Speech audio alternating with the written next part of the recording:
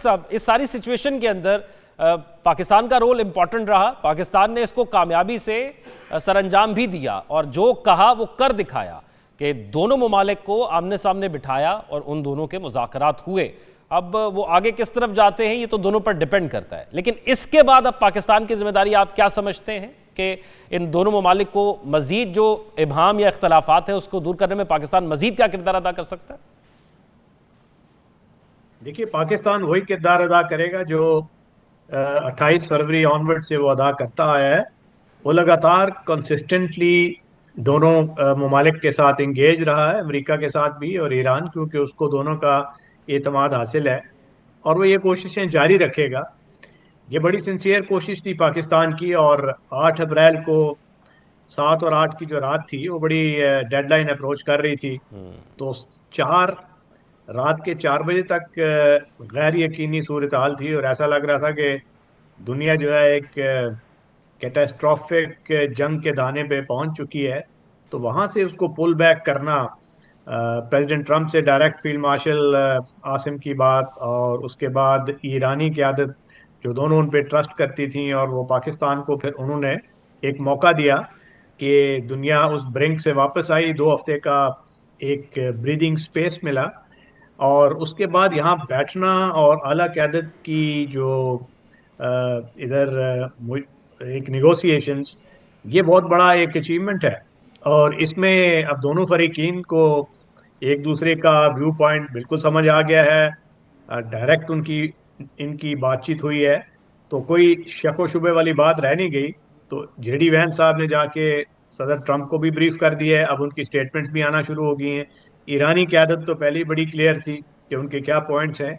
हाँ, अलबत्ता उनमें एक मेजर जो स्टिकिंग पॉइंट जो अब सदर ट्रंप के बहुत सी ट्वीट से जाहिर हो रहा है, वो ये है कि बुनियादी कज़िया जो था, जो न्यूक्लियर डेवलपमेंट का था जी, तो वो जौहरी अफसुदगी से दस्तबरदार होना उनको काबिल कबूल नहीं है ईरानियंस को। और जबकि अमरीकी ये समझते हैं कि ईरान की जौहरी अफसुदगी की सलाहियत मुकम्मल तौर पर ख़त्म होनी चाहिए ताकि वो विक्ट्री भी क्लेम कर सकें। एक इलेक्शन का ईयर है और सदर ट्रंप ने ये अपना जो हार्ड राइट इलेक्टोरेट है उसको ये बेचना भी है, ये विक्ट्री। ठीक। क्योंकि उनको वो क्लियर ये नहीं मिली तो इसके बाद ये तात्तुल का शिकार हो गए। बाकी सारी इश्यूज जो हैं वो रिजॉल्व हो सकते हैं, बशमूल आबनाए हुर्मुस का जो मामला है जो इस वक्त एक स्टिकिंग पॉइंट है। बगेड़ी साहब, अब इस सारी सूरत हाल के अंदर एक मामला मिसट्रस्ट का है जो कि बाकिर कालिबॉफ साहब की जानिब से भी अपने सोशल मीडिया पैगाम के अंदर बताया गया कि 2 दफ़ा पहले ही उनको धोखा मिला है यूएस के साथ मुज़ाकरात के अंदर। तो आप क्या समझते हैं कि ये जो सबसे अहम फैक्टर है कि कोई भी मामला अगर तय भी होता है तो उसको आप उसके ट्रस्ट के लिए गारंटी का जो लफ्ज यूज किया जाता है वो वाली स्पेस कौन फिल करेगा? देखिए, एक ट्रस्ट डेफिसिट ऐसी वजह से ये बेल मंडे नहीं चढ़ रही। और ये जो ईरानियन गवर्नमेंट है, क्योंकि ये नई है क़यादत और इसको और भी बहुत से खदशात हैं कि जिस तरह एडमिनिस्ट्रेशन तब्दील होती है जब अमेरिका की, तो उसकी पॉलिसीज भी तब्दील हो जाते हैं। तो वो चाहते हैं कि कोई उनको कास्ट आयरन क्लैड गारंटीज दी जाएं ताकि वो इंश्योर रहे कि ये जो अगली एडमिनिस्ट्रेशन आके ये जितनी भी इनके साथ एग्रीमेंट हुआ है उससे पीछे ना हट जाए। तो ये सबसे बड़ा एक ट्रस्ट डेफिसिट है।